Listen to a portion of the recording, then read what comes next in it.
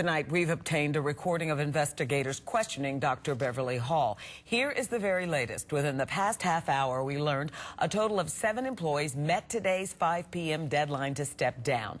The state school superintendent of education now is blaming Atlanta school leadership for the scandal.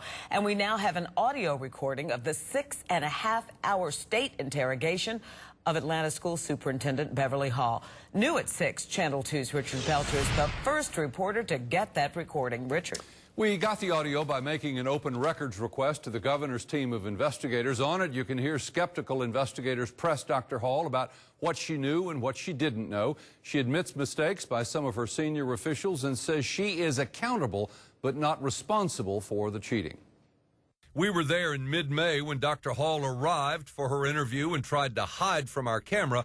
What followed was a day-long session, best summarized by this exchange, as Dr. Hall says her principals should have known of the cheating. It is a legitimate question. Why didn't they know? Why didn't you know? That's the question. The questioning by the governor's team and other lawyers is respectful but skeptical. They were especially skeptical that Hall claimed not to have met with a former Atlanta police officer hired to investigate misconduct at Parks Middle School in 2006. The state report slams Parks for rampant cheating.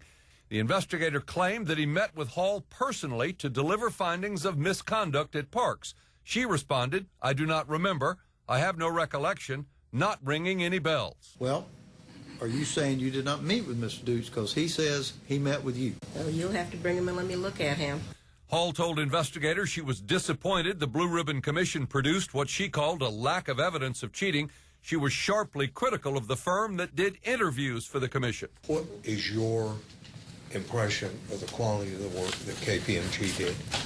From where I sit with my limited expertise in this area, very shoddy. Despite that lack of evidence Hall described, her system referred more than 100 educators for state disciplinary action.